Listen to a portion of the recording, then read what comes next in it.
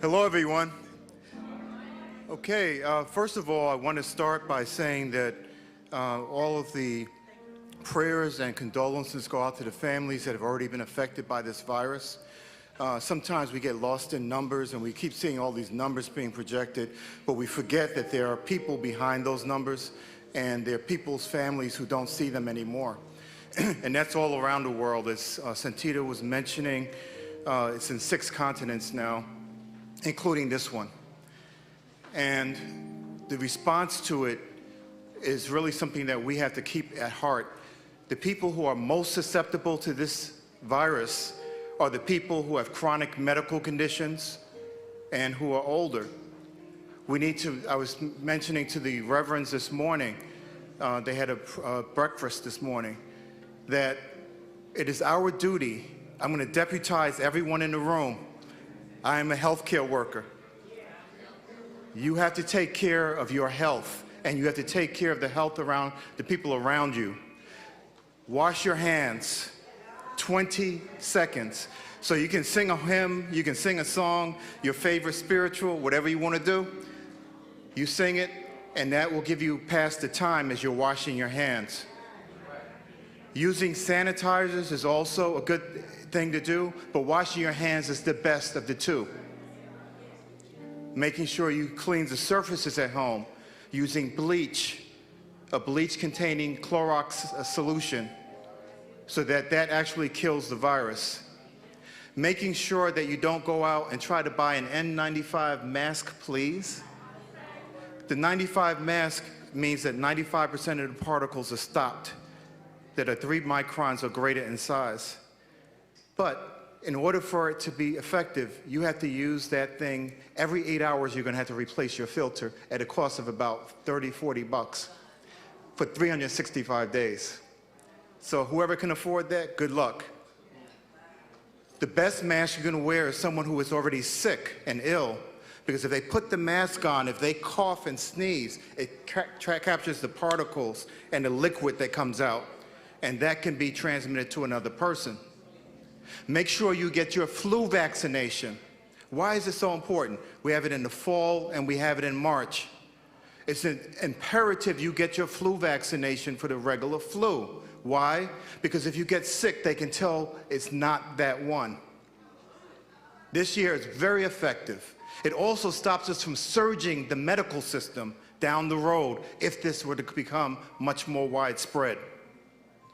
So make sure that if someone has a chronic medical condition at home, COPD, asthma, diabetes, make sure that they have at least 3 to 6 months, 3 months of supply of medication at home.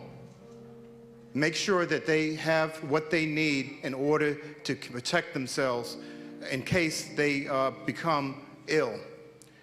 The better their medical condition is overall, and they get tuned up now, instead of waiting for a surge down the road where you can't get through that line to take care of your medical problems, take care of them now.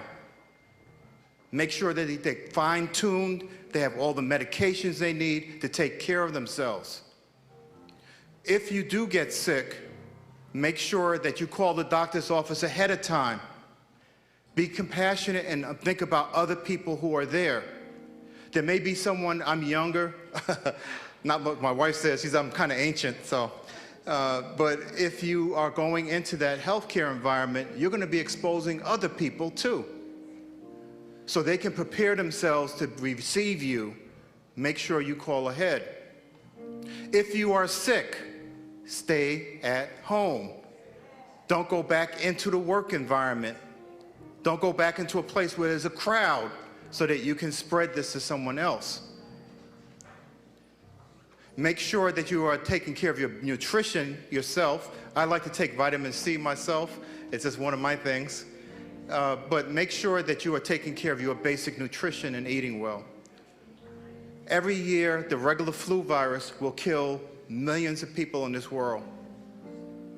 Thousands of people just in this state. So get your regular flu shot. Make sure you wipe down surfaces at home. Cover your cough. And do the bump or the bump or the elbow, whatever you want to do. They were doing that this morning. And make sure that you wash your hands. What I personally do is if I travel on a plane, is I carry one of those small Listerine bottles, and I use it before I get on the plane, in the bathroom, in the airport, and I also use it when I get off the plane. I make sure I blow my nose, wash my hands. If you're in the plane and you have some sandy wipes, make sure you wipe down the surfaces of those counters. So when you flip down that tray, you don't know who's been there before. If you touch your pop machines, you don't know who's been there before. So make sure you're sanitizing your hands.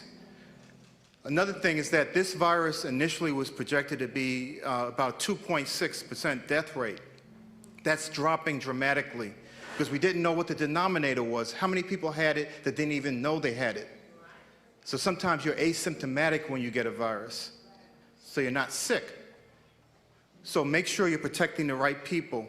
Protect your loved ones at home who are elderly and people who have chronic medical conditions. Those are the people we need to be focusing on right now. And make sure that you also take into account that as you're doing those things, that there's going to be a lot of all kinds of things going on in the media, and I'm hearing things right now that frankly are kind of quite crazy to me that people are saying. Take care of your health. Get vaccinated against the influenza virus. Make sure that you have an adequate amount of medications at home if you have a chronic medical condition. And make sure that you take care of your neighbors. If you have tissues, don't just throw them on top of a counter so someone else has to pick it up. Dispose of them. And you can put them in the trash can receptacle. Me personally, I just flush them down the toilet just to get rid of them out the house. So there are a lot of things you can do to protect yourself.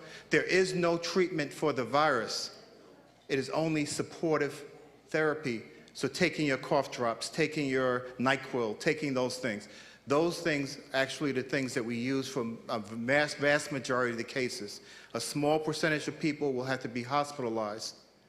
And if they are hospitalized, there are a lot of things that can be done for them to support their medical condition.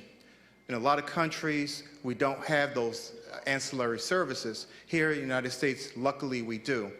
But we have to be careful and cautious about overwhelming that healthcare system. So if you take care of yourself, you do the right things to begin with, the vaccine is probably not going to be here for at least a year.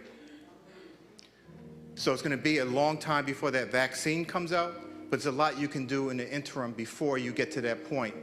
It hasn't become widespread right now. They're saying a low risk of spread, but we don't really know what the risk is right now. As a matter of fact, some people have gotten sick in December, in January, and in February of this year. We don't know if that was a coronavirus because we're not doing enough testing. We need to do more testing to figure out how this thing is spreading. But in the interim, it's just taking care of yourself, taking care of your health, watching out for your family. And if someone gets sick at home, making sure that you take precautions. If you have someone who is elderly at home, who has chronic medical conditions, and a child gets sick, or a young adult gets sick, you may want to think about sending them to grandma's house, or to uncle's house, or someone else's house to protect them, to keep them away from that. So those are the things you can do to protect yourself. And I want to thank you for having this platform and forum. Reverend Jackson has been protecting people for, I call him the general, five-star general of civil rights. And he has been protecting you for decades and decades. And as a result of that, he actually has been at the forefront of protecting our lives in many different ways. This is just one of them. So I just want to thank him for being here. Thank you.